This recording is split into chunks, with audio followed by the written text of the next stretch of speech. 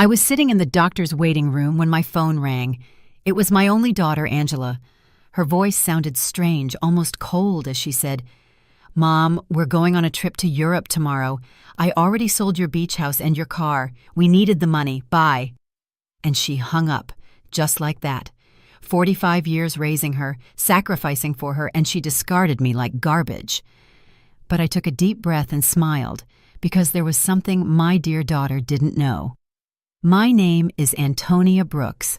I'm 71 years old, and until that moment, I thought I knew my daughter. I had become a widow 6 months ago. My husband, Robert, had passed away from a heart attack while we were eating breakfast, just as we had done every morning for 45 years. That morning, he had served me coffee with cream and toast. As always, he had kissed my forehead and said, "Good morning, my love." Those were his last words. Since then, Angela had been more present in my life, or so I believed. She came to visit 3 times a week. She helped me with the funeral arrangements and accompanied me to the grocery store. She even suggested I see a doctor for a general checkup. "Mom, you need to take better care of yourself now that you're alone," she'd say with that smile I thought was love, but now I understood was for convenience. The beach house had been our sanctuary for years. Robert and I bought it when Angela was 15, with a lot of hard work and sacrifice. Every summer we'd go there, building memories, celebrating birthdays and Christmases. Angela would bring her boyfriends, and later her husband, Edward. I would cook for everyone, clean, and do the laundry. It was our family tradition. I never thought she'd see it as just money. And the car, that old Ford pickup truck Robert cared for like his own child. He'd wash it every Sunday, change the oil religiously, and always park it in the same spot under the shade of the tree. Angela knew what that truck meant to me. It was the last thing I had left of him. His scent still lingered on the seats. When she hung up, I stayed there on that uncomfortable green plastic chair, surrounded by other sick people, and for the first time in months, I didn't cry. Something strange happened inside me, a calm I hadn't felt since Robert's death. Because in that moment, I remembered something I had completely forgotten. 3 days before he died, Robert had handed me a manila envelope. "Antonia, put this in the drawer of your dresser. If something happens to me, open it after a while, but only when you feel ready."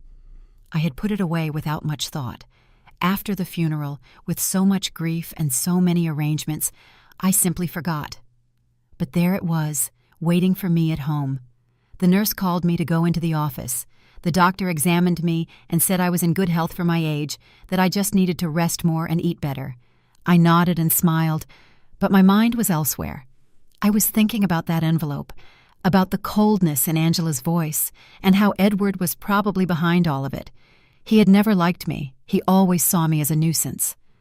I left the office and walked slowly to the bus stop. I no longer had a car, according to Angela, but as I waited, I couldn't help but smile.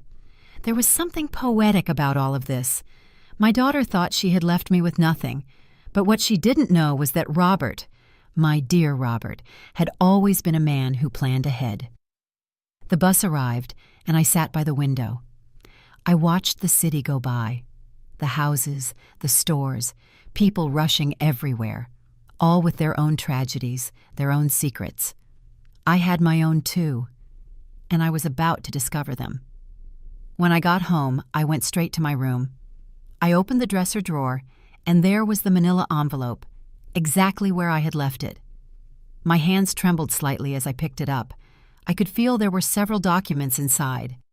Robert had written my name on the front in his neat handwriting.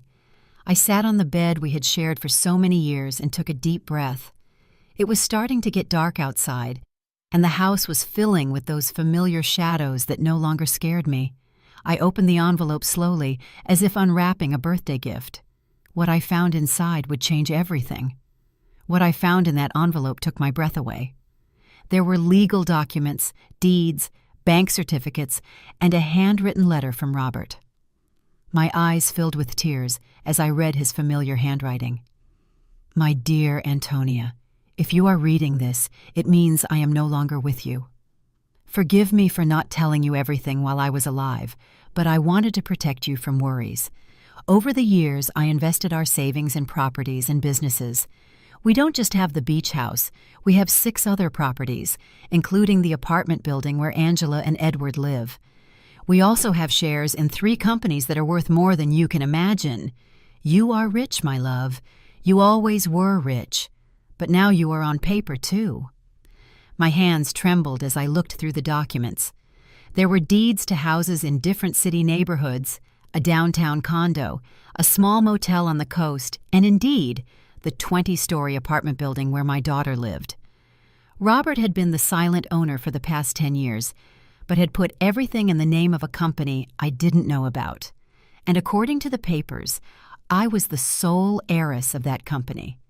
There were also bank statements for accounts I never knew existed, with numbers that seemed unreal. Robert had been a bus driver for 40 years, but apparently he had also been a very smart investor. Every penny we saved, every sacrifice we made, he had multiplied in silence, and I never knew anything. In the letter, Robert explained that he had kept it all a secret because he didn't want me to worry about money or for Angela to know about our real financial situation. You know our daughter, Antonia. If she knew we had so much money, her attitude would change. I want her to love us for who we are, not what we have. What irony. Our daughter had left us thinking we had nothing, when in reality, we had everything. That night, I couldn't sleep. I walked around the house, touching the old furniture and the knickknacks Angela had always criticized for being outdated. I looked at the family photos on the wall, especially the one where she was 5 years old, sitting on Robert's lap and laughing. Where did that sweet little girl go? When did she become so cold, so calculating? The next day, early in the morning, the phone rang. It was Angela again. Her voice sounded different, softer, but I had already learned to be wary of those shifts in tone. Mom, how are you? I wanted to tell you we already transferred the money from the house and the car. We deposited your share into your account. It's not much, but it'll help you live for a few months while you look for something smaller. My share? I asked, keeping my voice calm. Yes, Mom. We obviously weren't going to leave you with nothing. We gave you 30%. That's fair, right? We need the money for our investment in Europe. Edward has an incredible business opportunity over there. 30% of my own things. How generous. I see, honey. And when do you leave? This afternoon. Our bags are already packed. We'll be gone for at least 6 months, maybe more if the business goes well. But don't worry, Mom. When we get back, we'll help you find a small apartment, something that fits your needs. Fits my needs, as if she knew what my needs were. Okay, Angela, have a safe trip. Oh, Mom, I knew you'd understand. You've always been so compassionate. We love you so much. And she hung up. I stood there with the phone in my hand, and for the first time in months, I laughed. I laughed like I hadn't since Robert died. The situation was so absurd, it was comical. My daughter had robbed me, kicked me out of my own house, talked to me with unbearable condescension, and all to fund a European adventure that would probably be a disaster. But what bothered me most wasn't the money. It was the ease with which she had discarded me. 45 years of my life dedicated to her, of sacrifice, of unconditional love, and she had erased me from her life with a 2-minute phone call. That was what truly hurt. I checked my bank account online. Sure enough, they had deposited an amount that probably seemed generous to them, but to me was a mockery.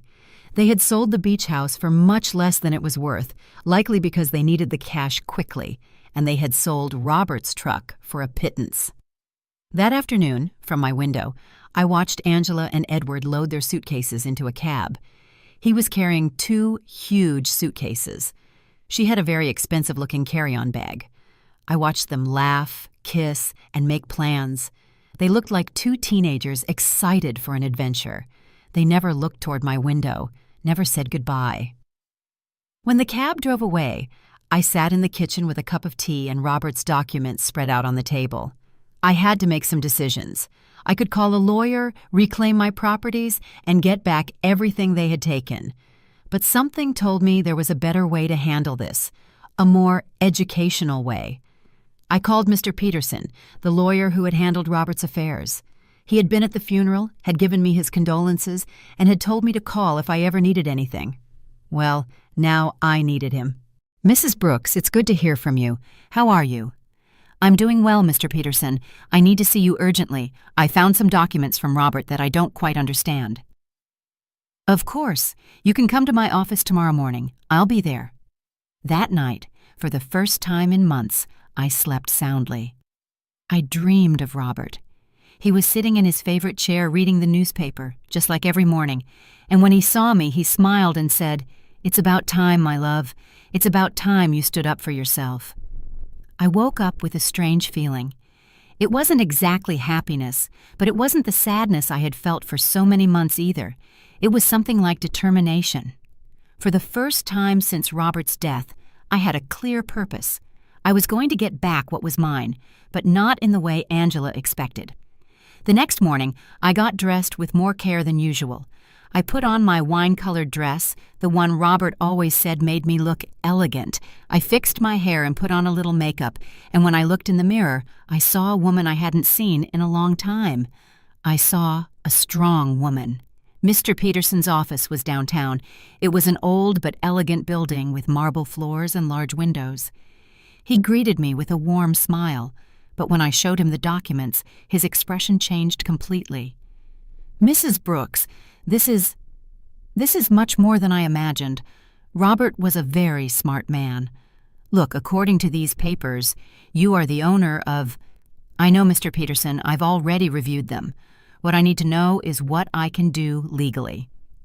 Mr. Peterson explained that everything was in order, that the documents were legitimate, and that I was the rightful owner of all those properties. He also confirmed something I had already suspected. The sale of the beach house was illegal because Angela had no right to sell it.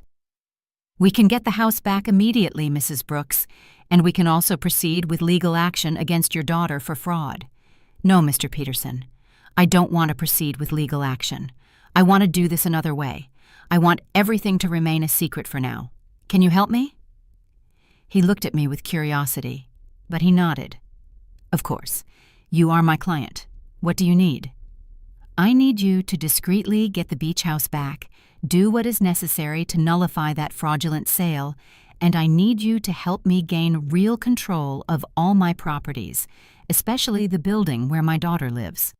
"I understand. It will be a process that takes a few weeks, but it's completely feasible." "Perfect. And Mr. Peterson, I need no one to know I am behind all of this, at least for now." When I left his office, I felt as if I had woken up from a very long dream. I walked through the downtown streets, watching the people, the buildings, the life that was going on as normal. But for me, everything had changed. I had a plan. The following weeks were the strangest of my life. Officially, I was a poor widow who had been abandoned by her daughter, but in secret, I was a rich woman silently orchestrating the recovery of my assets. Mr. Peterson worked efficiently, and every few days he would call me with updates on the progress of the legal proceedings. I decided to stay in my house for the time being. It was mine, after all, although Angela probably expected me to move into a single room. Every morning I would wake up, have breakfast at the same table where Robert and I had shared so many years, and then go for a walk in the neighborhood. The neighbors would greet me with that mix of pity and curiosity they reserve for recent widows. Aurora, my lifelong neighbor, came up to me one afternoon while I was watering the plants in the front. "Antonia, dear, is it true that Angela went to Europe and left you all alone?"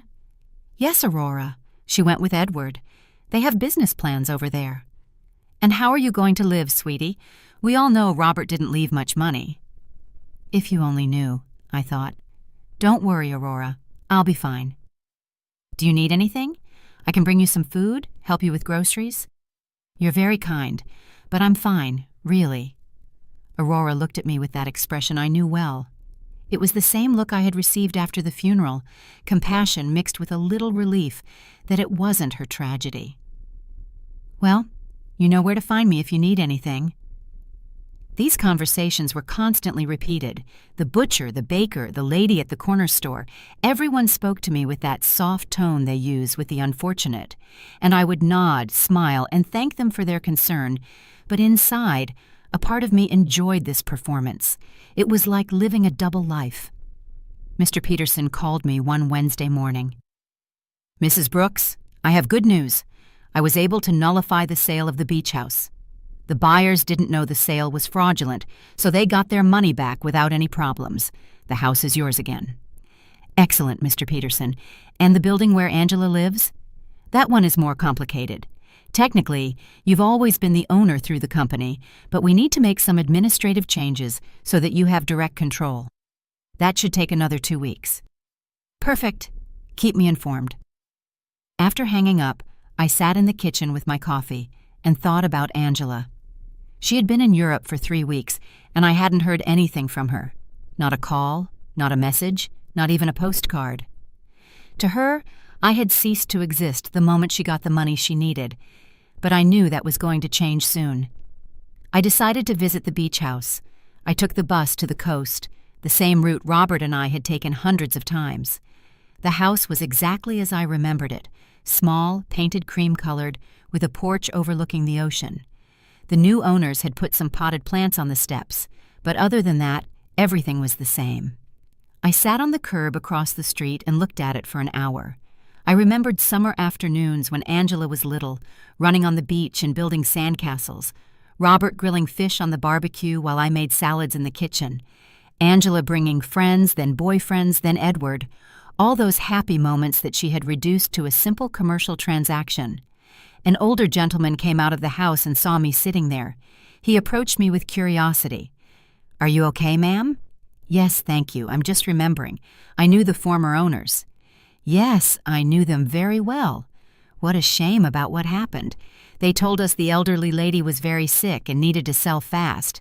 We thought it was a steal, but it turns out the sale wasn't legal. We had to give the house back."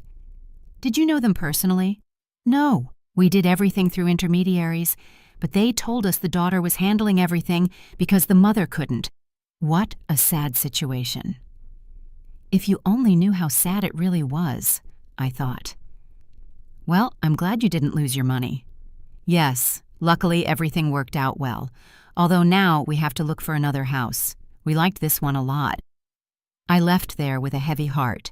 It wasn't just the money that hurt. It was the ease with which Angela had lied about me. She had made up a story about my illness. She had used my supposed vulnerability to justify her actions. To her, I wasn't a person with feelings, but an obstacle that had to be removed.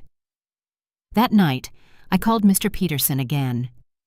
"Mr. Peterson, I need you to help me with something else. I want to get Robert's truck back too." "That will be more difficult, Mrs. Brooks. The truck was in your name, but your daughter had a power of attorney that allowed her to sell it. How is that possible?"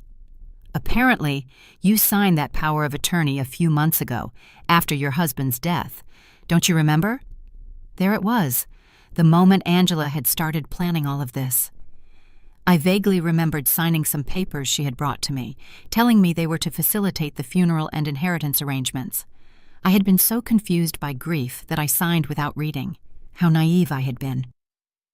"I understand, Mr. Peterson. Is there any way to get it back?" "We can try, but it will be more complicated. We would need to prove that you signed that power of attorney under deception or coercion." "Let's do it. I want to get back everything they took from me." Over the next few weeks, I developed a strange routine. In the mornings, I was the poor widow everyone knew. I would go out to buy necessities, talk to the neighbors, and keep up appearances. But in the afternoons, I became a businesswoman. I would study Robert's documents, talk to Mr. Peterson, and plan my next move. I learned things about finance I never thought I would need to know. I discovered that Robert had been much smarter than I thought. Every one of his investments had been carefully calculated. The building where Angela lived, for example, wasn't just profitable from rent. It was in an area that was rapidly appreciating. I also discovered that Edward, Angela's husband, had a lot of debt. He had taken out loans using the apartment they lived in as collateral, not knowing he wasn't the real owner. When the banks figured this out, he was going to be in serious trouble. Mr. Peterson called me one Friday with important news. "Mrs. Brooks, we've finished all the paperwork. You now have total control of all your properties. I also got Robert's truck back." The buyer turned out to be an acquaintance of mine, and when I explained the situation, he agreed to return it in exchange for a small compensation. "Excellent work, Mr. Peterson. Now I need you to help me with one more thing. I want you to send a letter to my daughter." "What kind of letter?" "An eviction notice." There was silence on the other end of the line. "Mrs. Brooks, are you sure you want to do this?" "Completely sure. She decided I wasn't important in her life. Now she's going to find out how important I really am." "I understand. Do you want me to send it to Europe?" "No. I want you to give it to her when she gets back. I have a feeling it's going to be very soon." I wasn't wrong. That same afternoon, Aurora came running to my house with fresh neighborhood news. "Antonia, did you know that Edward is in trouble with the bank? My brother-in-law who works there told me they're investigating some loans he took out using the apartment they live in as collateral, but it turns out the apartment isn't his." "Really?" "Yes. And it seems Angela didn't know anything. They're saying she's going to have to come back from Europe to sort out this mess. What a complicated situation." "Yes, and the worst part is, apparently, Edward lied to her about the business in Europe. There was no business. He just wanted to escape the debts he had here." Perfect. Everything was working out exactly as I had expected. Angela had trusted Edward, had sacrificed her relationship with me for him, and now she was discovering that he wasn't the man she thought he was. That night, I sat on the porch with a cup of tea and looked at the stars. Robert used to say that the stars were the souls of people who had lived a full life, watching over their families from the sky. If that was true, then he was up there, watching his plan unfold perfectly. "Thank you, my love," I said to the sky. "Thank you for taking care of me, even after your death." The next day, Mr. Peterson called me early. "Mrs. Brooks, I have some news. Your daughter just arrived in the country. She's at the airport alone." "Alone?" "Yes, apparently Edward stayed in Europe. There are rumors they had a very big fight." "I see. Did you send the letter?" "I'm going to send it today. She should receive it tomorrow." I hung up the phone and stood there in the kitchen, feeling a mix of nervousness and anticipation. After so many weeks of silent planning, the moment for the first real move had finally arrived. Angela was about to discover that her mother was not the defenseless victim she believed. Angela arrived at her apartment on Tuesday night. I knew this because Aurora, who seemed to have informants throughout the neighborhood, came to tell me the next day. "Antonia, your daughter came back last night.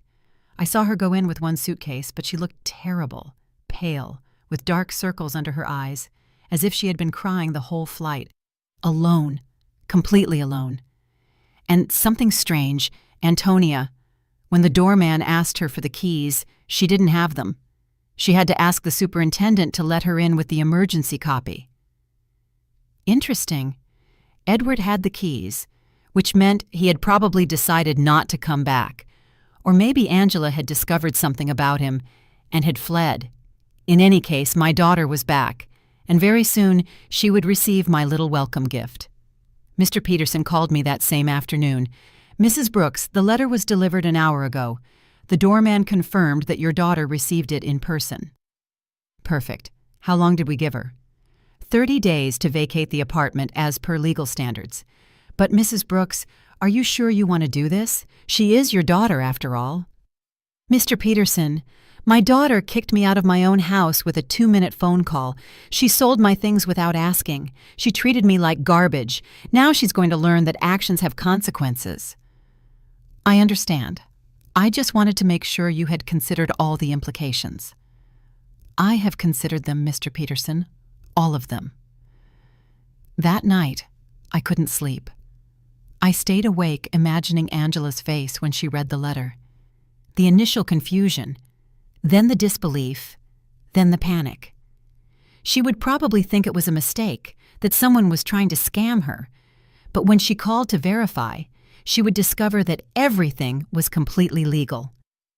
The next day, As if she had been waiting for my call, the phone rang at 8 in the morning. It was Angela, and her voice sounded desperate. "Mom, I need to talk to you urgently." "Good morning, honey. How was Europe?" "Mom, I don't have time for that right now. I received a very strange letter yesterday. It says I have to vacate my apartment in 30 days. It must be a mistake, right? Do you know anything about this?" "An eviction notice. How strange. From whom?" "From a company I've never heard of. It's called— Wait, let me find the letter. Robert Investments, Inc. Do you know this company?" Robert had used his own name for the company. How poetic. "No, honey, I've never heard that name." "Are you sure the letter is legitimate?" "That's what I want to find out. Mom, I need you to help me. I don't know what to do. Edward left me in Europe. He ran off with another woman, and now I come back to this. I don't understand what's happening." There was the confirmation. Edward had abandoned her, probably when the money ran out, or when he realized that the legal problems at home were more serious than he thought. Poor Angela. She had sacrificed her family for a worthless man. "I'm so sorry, honey. Where are you now?" "I'm in the apartment, but I don't know for how long. Mom, can I come see you? I need to talk to someone. I don't have anyone else." The irony was perfect. Now that she was left without the man for whom she had abandoned me, she remembered she had a mother. "Of course, honey. Come over whenever you want." "I'm on my way." I hung up the phone and looked at myself in the mirror. I had to be perfect for this performance. I put on my most conservative gray dress, tied my hair in a simple bun, and practiced my expression of a worried but resigned mother. When Angela arrived, she would see exactly what she expected to see: a poor, vulnerable widow who had been abandoned by her own daughter. Angela arrived an hour later. When I opened the door, I was surprised at how bad she looked. She had lost weight, had deep circles under her eyes, and her expensive clothes looked wrinkled and unkempt. Her eyes were red from crying. "Mom," she said, and for a moment I thought she was going to hug me, but she stopped, as if she suddenly remembered how things had ended between us. "Come in, honey. Do you want some coffee?" "Yes, please." We sat in the kitchen, at the same table where I had read Robert's documents weeks ago. Angela looked small in that chair, lost, just like when she was a child, and came to tell me about her school problems. "Mom, I'm so sorry for the way I left. I know I didn't treat you well." "It's in the past, honey." "No, it's not. I treated you badly. I said horrible things, and now—" her voice broke— "now I have no one." "What happened with Edward?" "He left with a 25-year-old hotel waitress in Paris. It turns out there was never any business in Europe. It was all a lie. He just wanted to escape the debts he had here and use the money from the sale of your house to fund his adventure." "All the debts?" "Yes, Mom, so many debts. It seems he had been taking out loans for years, using the apartment we lived in as collateral. But now I find out he wasn't the owner of the apartment." "How is that possible?" Here was my opportunity. "I don't know, honey. Property matters are very complicated. The problem is that now the banks are coming after me for his debts. They say since we were married, I'm also responsible. And on top of that, this eviction notice. Mom, I don't know what to do. I don't have money. I don't have a job. I don't have anywhere to live." She started to cry, real tears of genuine desperation, and for a moment, my mother's heart softened. I wanted to hug her, console her, tell her everything would be okay. But then I remembered the coldness in her voice when she called me from the doctor's office, the ease with which she had discarded me, the way she had talked to me as if I were a burden. "Did you talk to a lawyer about the letter?" "I don't have money for a lawyer, Mom. We spent all the money in Europe. Edward took what little was left when he ran off with that woman." "So what are you going to do?" "I don't know.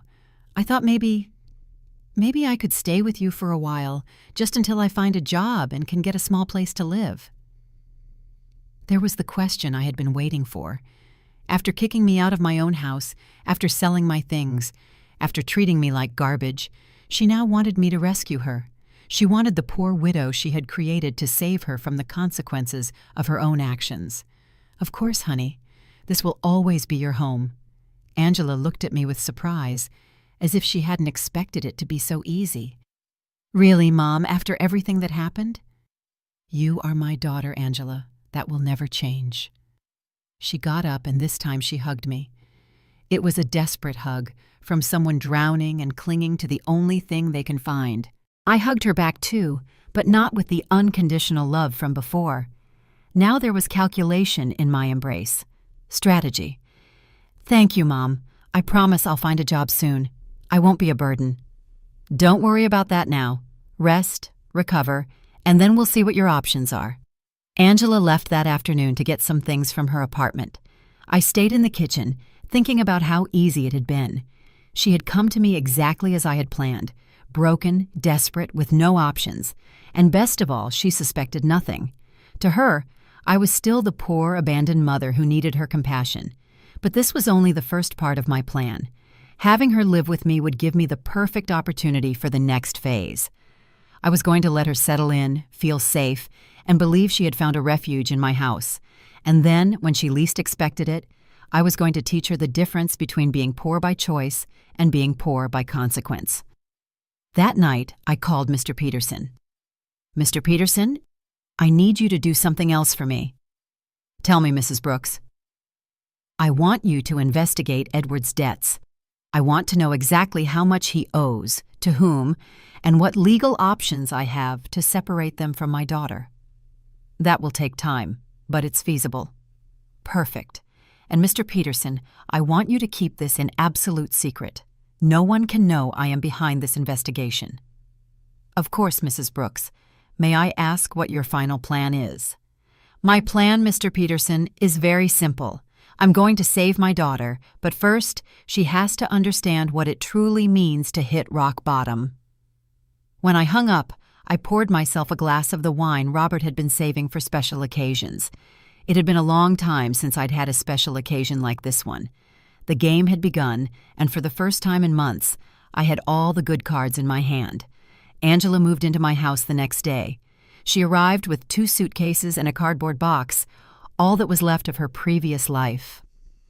I watched her unpack in her old room, the same one she had slept in during her teenage years, and I could see the humiliation in every one of her movements.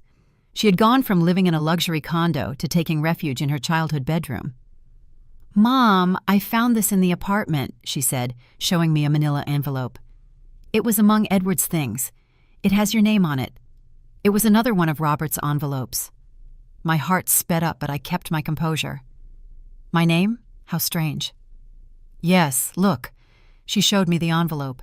Indeed, it had my name written on it in Robert's handwriting, but this envelope was different from the one I had found in my dresser. This one was smaller, newer. "Maybe Edward found it among Dad's things when he died and forgot to give it to me," Angela said.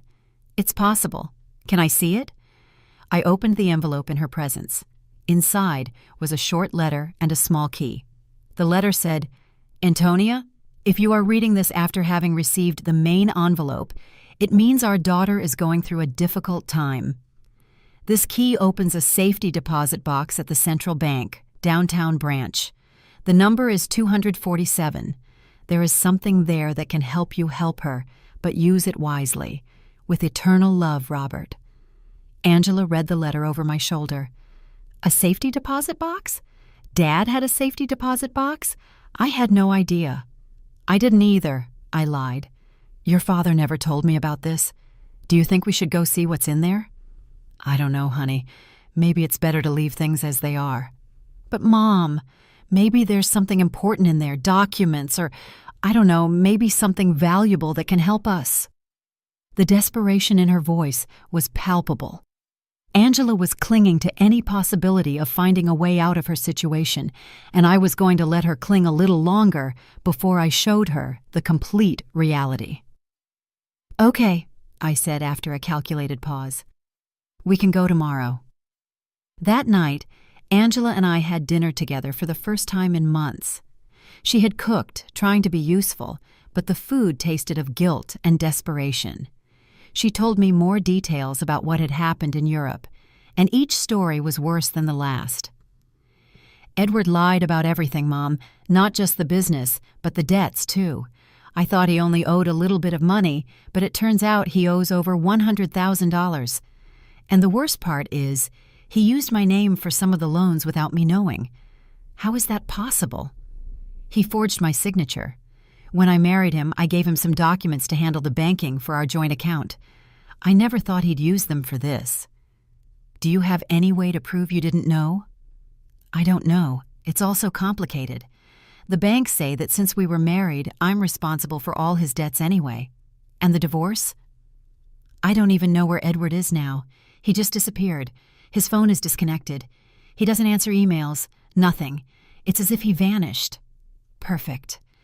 Edward had run away like the rat he had always been, leaving Angela to face the consequences of her actions alone. In a way, he had done me a favor.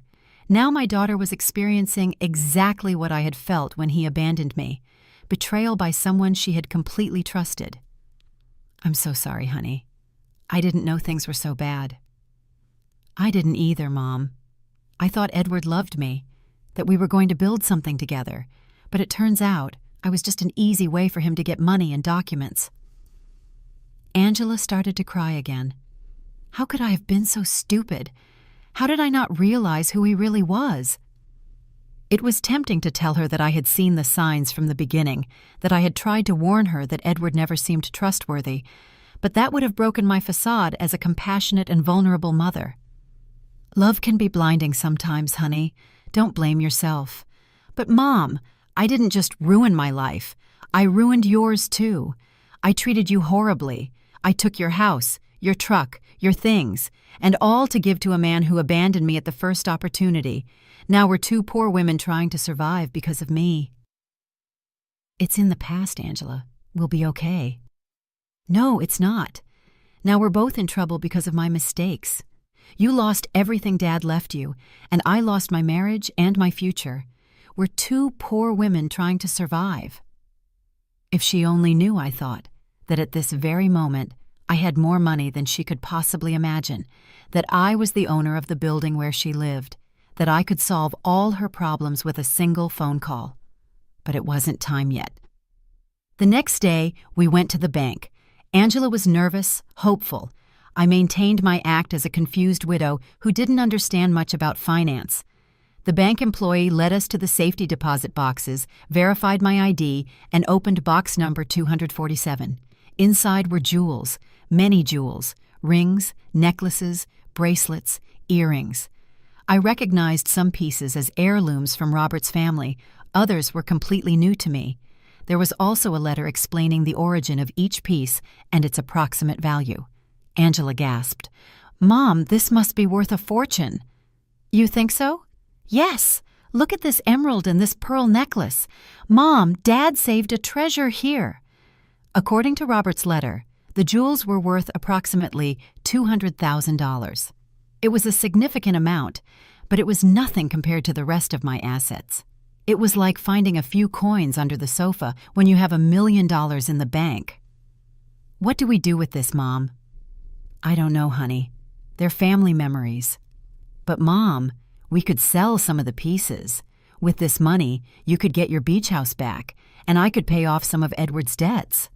There it was again. Even when she found something valuable, Angela's first reaction was to think about how to use it to solve the problems Edward had created. She hadn't learned a thing yet. Are you sure you want to use your father's inheritance to pay Edward's debts? What other option do I have, Mom? If I don't pay something soon, the banks are going to foreclose on everything I have, and technically, I don't own anything. Everything was in Edward's name. Think carefully, honey. Once you sell these jewels, you won't be able to get them back. I know, but what else can I do? I can't get a job with all these legal claims pending. No employer is going to want to hire someone with so many legal problems. We took the jewels home. Angela spread them out on the kitchen table and examined them one by one, calculating which ones she could sell and which she could keep. It was painful to watch her reduce decades of family history to numbers on a spreadsheet. Mom, I think I can get $180,000 for the jewels, she said one afternoon, counting the bills on the kitchen table. It's less than I expected, but it's enough to pay off the most urgent debts. Are you sure you want to do this? I have no choice. If I don't pay something soon, they'll seize everything. Even this house could be at risk if they prove I have some kind of legal connection to the properties. How ironic the situation was. Angela was worried about losing a house that I owned, paying the debts of a man who had abandoned her with money from jewels that had belonged to the same man who had created the fortune that could save her. And how are you going to decide which debts to pay first? I talked to a free financial advisor at the bank. She told me to prioritize the debts that have real collateral, because those are the ones that can affect property or lead to immediate foreclosure. Angela had matured so much in these few weeks. The woman who had sold my things without consulting me was now carefully investigating every financial decision. The suffering had made her more responsible, but also more fragile. That night, while she was organizing the debt documents on the table, I received a call from Mr. Peterson. Mrs. Brooks, I have a full report on Edward's debts. The situation is worse than I thought. How much worse? He owes over $200,000 to several banks and also has debts with private lenders. What's more concerning is that he used falsified documents with your daughter's signature for some of these loans. That means Angela is legally responsible. It's complicated. If we can prove she didn't know, we might be able to get her out of some of the debts. But it's going to be a long and expensive process. How expensive? For a good lawyer specializing in these types of cases, probably $50,000, and there's no guarantee of success. I understand. And what if she just pays the debts? If she has the money, that would be the fastest solution, but I doubt she has access to that amount. Mr. Peterson, I want you to prepare all the necessary documents to get my daughter out of these debts, but don't tell her anything yet. You're going to pay, Mrs. Brooks? I'm going to do whatever is necessary to protect my daughter, but this has to be handled in a very specific way. When I hung up, I found Angela in the living room, looking at the jewels with a sad expression. She looked lost, like a child who had broken her favorite toy and didn't know how to fix it. What are you thinking about, honey? About Dad. About how disappointed he would be in me if he could see what I did with my life. Your father loved you very much, Angela. He would understand. No, Mom. He taught me to be responsible, to value family, not to be selfish, and I did the exact opposite. I abandoned my mother for a man who turned out to be a liar. I sold my family's memories for money. I ruined everything he built. For the first time since she had returned, I heard a genuine regret in her voice. It wasn't just lamenting the consequences of her actions, but a true acknowledgement that she had done something morally wrong. People make mistakes, honey. The important thing is to learn from them. But how do I learn from this, Mom? How do I fix the damage I've done? There was the question I had been waiting for.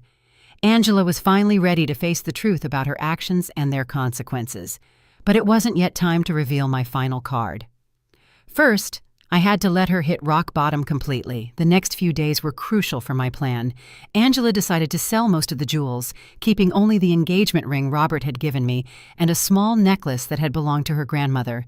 I watched her prepare to go to the jewelry stores, research prices, and negotiate with buyers. It was painful to watch her reduce decades of family history to commercial transactions, but it was necessary for her to understand the real weight of her decisions. Mom, I got $180,000 for the jewels, she told me one afternoon, counting the bills on the kitchen table. It's less than I expected, but it's enough to pay off the most urgent debts. Are you sure you want to do this? I have no choice. If I don't pay something soon, they'll foreclose on everything. Even this house could be at risk if they prove I have some kind of legal connection to the properties. How ironic the situation was. Angela was worried about losing a house that I owned, paying the debts of a man who had abandoned her with money from jewels that had belonged to the same man who had created the fortune that could save her.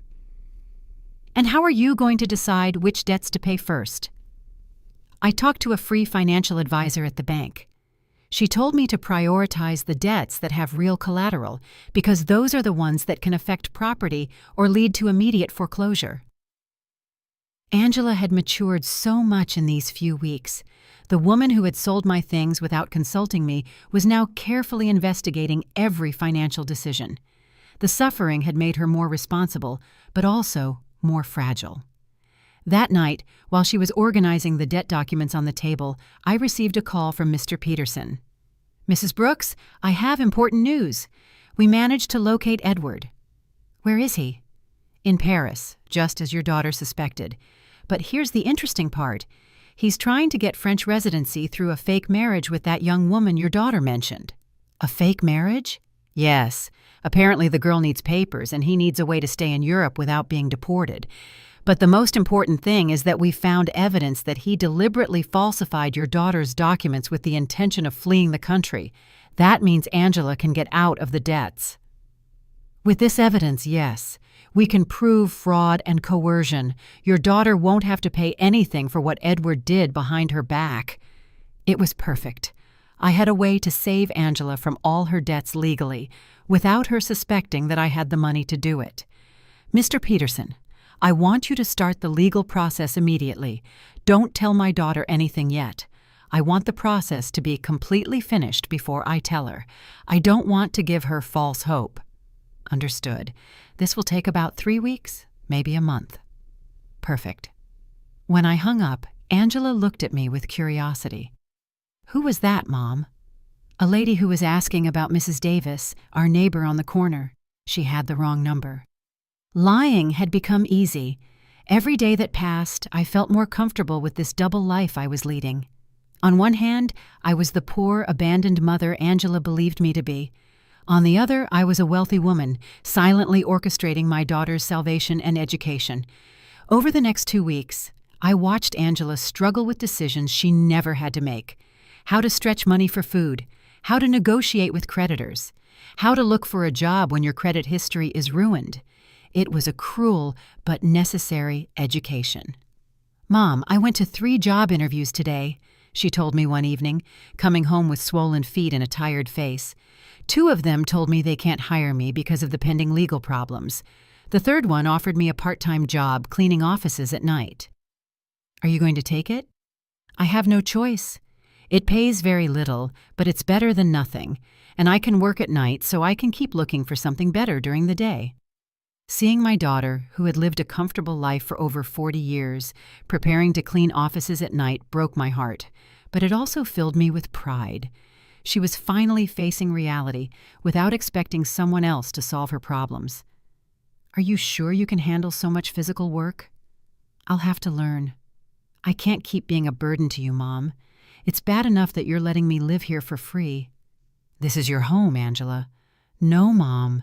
This is your home, and I'm here because of your generosity, but I'm not going to take advantage of it forever." One night, while Angela was on her first cleaning shift, Aurora came to visit. She sat in the kitchen with me, drinking tea and looking at the family photos on the walls. "Antonia, I have to ask you something. Did you know Angela was going to come back in these conditions?" "What do you mean?"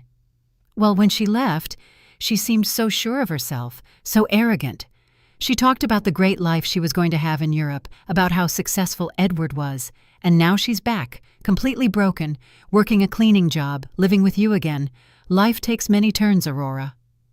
"Yes, but there's something else. I've been watching Angela these days, and she looks different.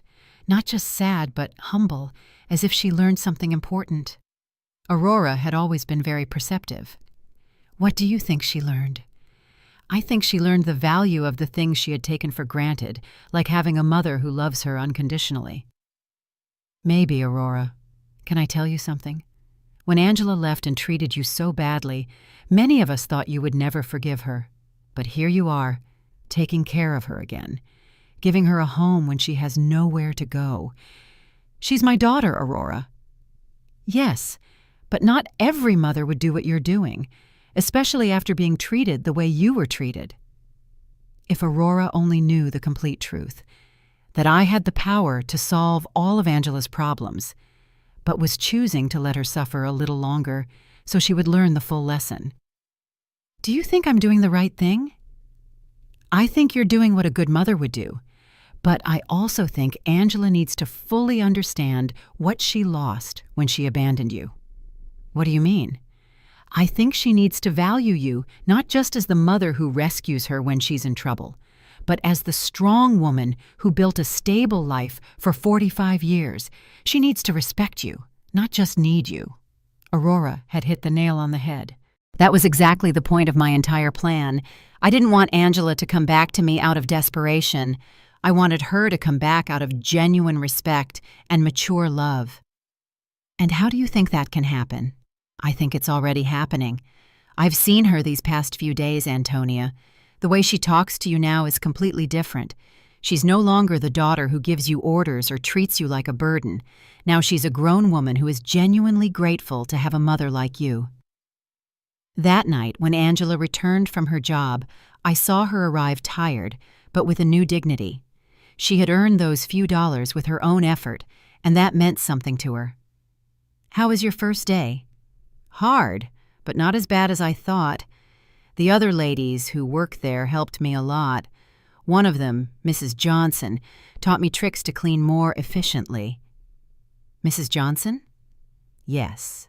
She's 60 years old and has been cleaning offices for 20 years. She told me she started after her husband left her with 3 small children. She says it's not the job she dreamed of, but that it gave her independence and dignity. She sounds like a wise woman. She is. She said something that made me think a lot. She told me there are 2 types of people who end up doing this job. The ones who are there because they never had opportunities, and the ones who are there because they ruined the opportunities they did have. She asked me which group I was in. And what did you tell her? I told her the truth, that I had all the opportunities in the world, a family that loved me, a stable home, an inheritance, and that I ruined it all by following a worthless man. What did she say? She laughed and said, "Well, honey, then at least you know exactly why you're here. That puts you 1 step ahead of most people." Angela poured herself a glass of water and sat with me at the table.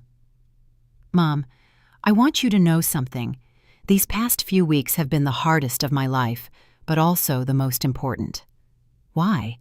"Because I finally understand what really matters. It's not money. It's not living in the most luxurious apartment. It's not impressing people. It's having people who genuinely love you, who are there when everything falls apart." "Angela, no, let me finish.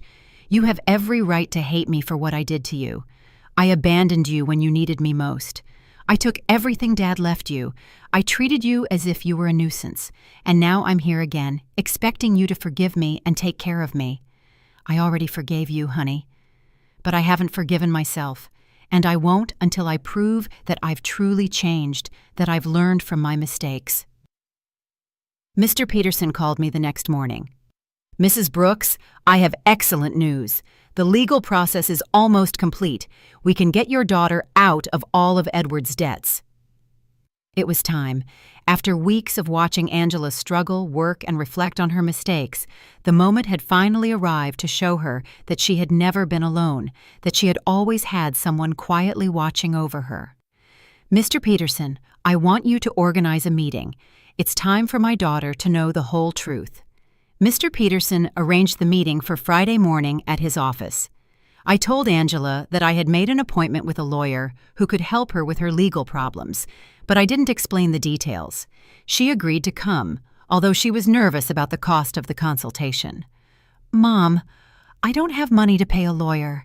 I barely have enough to cover basic expenses." "Don't worry about that now, honey. Let's just hear what he has to say." We arrived at Mr. Peterson's office on time. Angela had dressed in her best clothes, which now looked a little big on her thinner body. She was nervous, wringing her hands, expecting another piece of bad news on her endless list of problems. Mr. Peterson greeted us with his usual professional smile. "Mrs. Brooks, Miss Brooks, thank you for coming." "Thank you for seeing us," Angela replied. "Although I should warn you that my financial situation is very complicated, and I probably can't afford high fees." "That's exactly what we're going to talk about," Mr. Peterson said, exchanging a look with me. But first, I need you to review these documents." Mr. Peterson handed Angela a thick folder. She opened it and began to read, her expression gradually changing from confusion to surprise. "I don't understand. These documents say that Edward forged my signature, that there is evidence of fraud, that I am not responsible for the debts." "That's right. We have been investigating your case for the past few weeks. We found enough evidence to prove that you were a victim of identity fraud." "But how is that possible? Who paid for this investigation? I don't have money for this." Mr. Peterson looked at me. It was my moment. "Angela, there's something I need to tell you." "What, Mom?" I took a deep breath. After weeks of acting, I was finally going to reveal the truth. "Your father left me more than you knew, much more." "What do you mean?" "Mr. Peterson, show her the other documents." Mr. Peterson took out a second folder and handed it to Angela. This time, the documents were the property deeds, the bank statements, the investment certificates, the entire fortune Robert had built in secret. Angela read in silence for several minutes. Her face went through a complete range of emotions: confusion, disbelief, shock, and finally, comprehension. "Mom, this says you are the owner of the building where I lived." "Yes, and that you have other properties, bank accounts, investments?" "Yes, this means that when I sold the beach house, it was my house, and the sale was fraudulent." "I already got it back." Angela stared at the papers, trying to process the information. "How long have you known this?" "Since the day you called me from the doctor's office." "You knew all this when I came back from Europe asking for help?" "Yes." "You knew you could solve all my problems when you saw me crying every night?" "Yes." There was a long, tense silence. Angela closed the folders and looked directly into my eyes. "Why, Mom? Why did you let me suffer when you could have helped me?" This was the question I had been waiting for weeks. "Because you needed to learn something you couldn't learn any other way." "What?" "You needed to learn the value of the things you had lost, the value of family, of respect, of responsibility. When you abandoned me, it wasn't just money you took from me. It was dignity, it was love, it was trust." Angela started to cry, but they weren't tears of self-pity, like the ones she had shed during these weeks. They were tears of deep understanding. "I abandoned you when you needed me most." "Yes." "I treated you like garbage." "Yes." "And you saved me anyway." "Yes, but not in the way you expected. I didn't save you by giving you money so you could keep making the same mistakes. I saved you by letting you hit rock bottom so you could learn to save yourself." Mr. Peterson discreetly intervened. "Miss Brooks, your mother has paid all the legal expenses to free you from Edward's debts. She has also recovered all the properties that were sold fraudulently. You are completely free of legal problems." "And the cleaning job I got?" "You can quit if you want," I said, "but I hope you don't." "Why?" "Because that job is teaching you something you never learned when everything was easy. It's teaching you the value of your own effort, the dignity of honest work, the importance of valuing every dollar you earn." Angela wiped her tears and looked at me with an expression I hadn't seen in years. It wasn't the look of a daughter who needs her mother, but the look of a grown woman who respects another woman. "Do you forgive me, Mom?" "I forgave you a long time ago, honey. The question is, can you forgive yourself?" "I don't know if I can. I did unforgivable things." "People make mistakes, Angela. The important thing is what we do after we recognize those mistakes." Mr. Peterson left us alone in his office for a few minutes. Angela and I sat in silence, processing everything that had happened. "Mom, I want you to know something. Even if you didn't have all this money, even if you were really the poor widow I thought you were, I would have learned the same lesson." "What lesson?"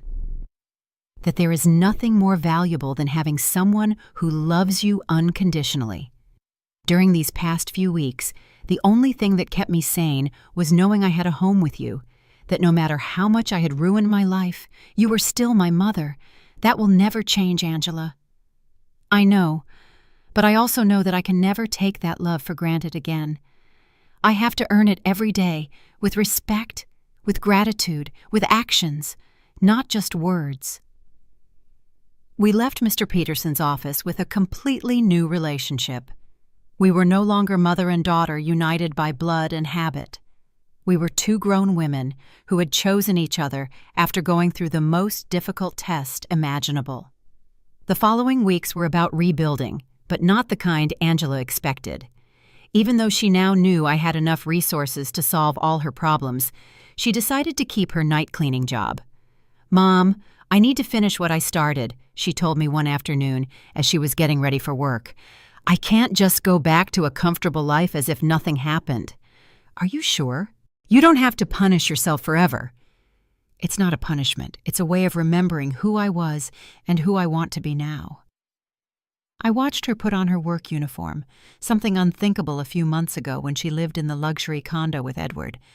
But there was something different in her posture, in the way she moved. She was no longer the broken woman who had arrived crying at my door. She was someone who had found dignity in honest work. Aurora came to visit me that afternoon, as she had done every few days since Angela had returned. "Antonia, there are some very strange rumors going around the neighborhood." "What kind of rumors?" "People are saying that you're not as poor as we all thought. Someone saw Angela leaving a very elegant lawyer's office downtown, and then they saw her paying off all her debts at the bank. People talk a lot, Aurora." "Yes, but they're also saying you got your beach house back and that somehow you managed to solve all of Angela's legal problems. That costs a lot of money, Antonia." Aurora knew me too well to fool her for long. "What do you want to know exactly?" "I want to know if my friend of 40 years has been lying to me about her situation." I poured myself a cup of tea and sat across from her. It was time to be honest with someone else. "Robert left me more than anyone knew, Aurora. Much more." "How much more?" "Enough so that Angela and I never have to worry about money again." Aurora was silent for a moment, processing the information. "And why did you pretend to be poor all these months?" "Because I needed Angela to learn something she couldn't learn any other way."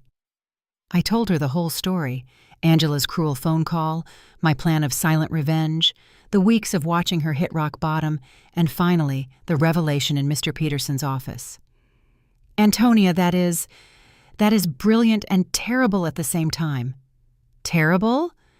"Yes, because you let your own daughter suffer when you could have helped her immediately. But also brilliant, because I understand why you did it." "You do?" "Yes. Angela needed to learn the value of the things she had lost. If you had simply given her money to solve her problems, she would have learned that there's always someone who will rescue her from the consequences of her bad decisions." "Exactly. But Antonia, didn't it hurt you to see her suffer?" "Every day. Every night I saw her crying. Every morning I saw her get up to go to work, tired and defeated. But I knew that if I rescued her too soon, she wouldn't have learned the full lesson." "And do you think she learned it?" "Look for yourself. Angela knows that she now has access to enough money to live comfortably, but she chose to keep her job. She knows she can move to a better place, but she decided to stay here with me. She knows she doesn't have to worry about the debts, but she's using her own savings to help other women in similar situations." "She's helping other women?" "Yes. She became friends with the ladies she works with and is using some of the money she earned cleaning offices to help a coworker who is having trouble paying for her son's daycare." Aurora smiled. "That's not the Angela who went to Europe." "No, she's not. This Angela understands that money is a tool, not a goal. She understands that dignity comes from work and respect, not from material possessions." That night, when Angela returned from work, she found me reading in the living room. "Mom, I have to tell you something. Today, Mrs. Johnson asked me if I was the daughter of the rich lady from the north side of town." "What did you tell her?" "I said yes, that you have enough money for me not to have to work." "And do you know what she asked me next?" "What?" "She asked me why I was still working. So I explained that it was because I need to prove to myself that I can stand on my own 2 feet. "And what did she say?" She laughed and said, "Honey, that's the difference between being rich and acting rich. Your mom taught you how to be truly rich. Mrs. Johnson is very wise. She is. And she made me understand something important. It's not about the money you have, but about how you use it and how you relate to it. Angela sat down with me on the sofa. Mom, I want you to know that I've made a decision. I'm going to keep living here with you, but not as a daughter who has come back home to her parents. I want to stay here as a grown woman who chooses to share her life with her mother. What's the difference? The difference is that I'm going to pay my share of the expenses. I'm going to contribute to the upkeep of the house, and I'm going to treat this relationship as a partnership between two independent women who love and respect each other. Angela, you don't need to. Yes, I do, Mom. I need our relationship to be different from what it was before. Before, I was a daughter who took her mother's love and care for granted. Now, I want to be a grown woman who values and takes care of the most important relationship in her life. And your job? I'm going to keep working, but not necessarily cleaning offices forever. I want to go back to school. I want to prepare myself to do something more meaningful with my life, but I want to do it step by step, earning every opportunity. Do you have any idea what you want to study? Yes. I want to study social work. These past few weeks have taught me how many people are going through difficult situations without having anyone to support them. I want to use the resources we have to help other women who are going through what I went through. It was perfect. Angela had not only learned to value what she had, but she had found a way to use her experience for something constructive. And what about Edward? Mr. Peterson told me he was arrested in France for the fraudulent marriage. He's going to be deported soon, but honestly, Mom, I don't care anymore. That part of my life is over. You don't feel any resentment? No. Edward did me a favor without even knowing it. If he hadn't abandoned and betrayed me, I never would have hit rock bottom. And if I had never hit rock bottom, I never would have learned to truly value what I have. That night, for the first time in months, I went to bed completely at peace. My plan had worked perfectly. Angela had not only learned the lessons she needed to learn, but she had emerged from the experience as a stronger, wiser, and more compassionate person. Robert would have been so proud. 6 months later, our life had found a new balance that neither of us could have imagined before. Angela finished her social work studies with excellent grades, and I decided to use some of my resources to establish a foundation to help women in situations of domestic violence and financial abandonment. Mom, the letter from the university arrived, Angela said one morning, coming into the kitchen with an envelope in her hands. I was accepted into the master's program. I start next semester. But Mom, I want you to know I'm going to pay for it with my own savings. I've been saving money from my job at the city. The salary isn't high, but she had learned to live with the essentials and to value every dollar she earned. Are you sure? We can easily afford the master's program. I know, but I need to do it on my own. It's part of who I am now. Aurora came to visit that afternoon, as she had done every Friday for the past few months. She had become a confidant to both of us, watching our transformation with fascination. Antonia, I have to confess something, she said, pouring herself a second cup of tea. At first, I thought you were very cruel to Angela. And what do you think now? Now I think you were the wisest mother I've ever known. Look at your daughter. Really look at her. It was true. The Angela who was in the living room studying for her exams was completely different from the one who had left for Europe months ago. This Angela had a serenity that came from within, a confidence that was based on her own achievements, not on material possessions. Did you know I saw Angela at the grocery store yesterday, buying vegetables for a family she's helping through her job? She hadn't told me, and when I asked her why she was using her own money instead of the government budget, she told me that some things can't be measured in official budgets. That night, Angela and I had dinner on the porch, something that had become a tradition.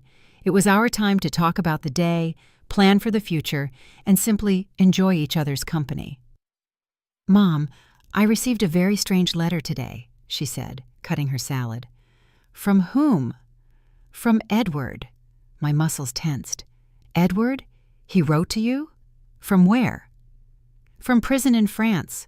Apparently he was sentenced to 2 years for marriage fraud. In the letter, he says he regrets everything he did and wants to ask for my forgiveness. And how do you feel about it? Honestly, I don't feel anything. No anger, no sadness, no desire for revenge. It's as if that part of my life happened decades ago, not months ago. Are you going to write back? No. Not because I hate him, but because there's nothing to say. That Angela who married him no longer exists. This Angela has nothing to talk to him about. I was impressed by the maturity in her voice.